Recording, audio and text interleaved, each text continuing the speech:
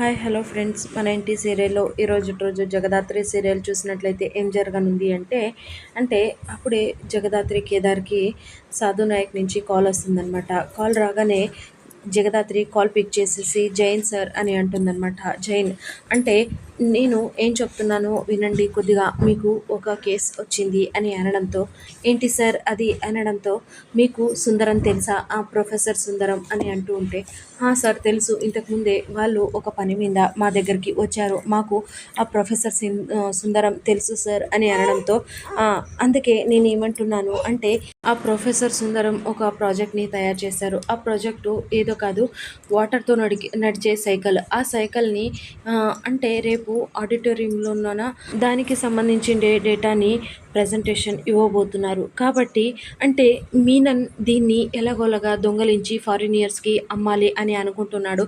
కాబట్టి మీరు ఏం చేస్తారో తెలియదు, ప్రజెంటేషను ఏది కాకుండా అది మీనన్ దొంగలించకుండా మీరు ఎలాగోలాగా దాన్ని కాపాడాలి అని అంటూ ఉంటే, అప్పుడే జగదాత్రి ఏమంటుందంటే, సరే సార్, మేము ఖచ్చితంగా ఈ పని చేస్తాము, మేము దానికి కాపలా ఉంటాము అనేసి జగదాత్రి అంటుందన్నమాట.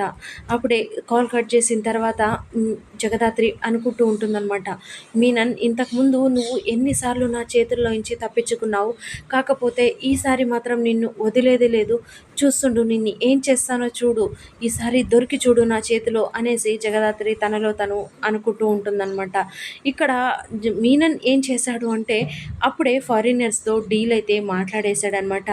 అంటే ఎన్ని కోట్లకి కావాలి ఎన్ని అనేసి అప్పుడే ఫారినర్స్తో డీల్ మాట్లాడుకున్నాడు. మరి ఈ ప్లాన్కి భాగంగానే యువరాజ్ కూడా దీంట్లో ఇన్వాల్వ్ అయ్యి ఉన్నాడనమాట. అంటే అక్కడి నుంచి అంటే సుందరం ప్రొఫెసర్ని దగ్గర నుంచి ఆ వాటర్ సైకిల్ని ఎలాగో అలాగా కొట్టేసి ఫారినర్స్కి అమ్మాలి అనేసి ప్లాన్లోన యువరాజ్ కూడా ఉన్నాడనమాట. యువరాజ్కి ప్లాన్ అయితే ఆల్రెడీ అంతా మొత్తం ఎక్స్ప్లెయిన్ చేసేసి ఉంటాడనమాట.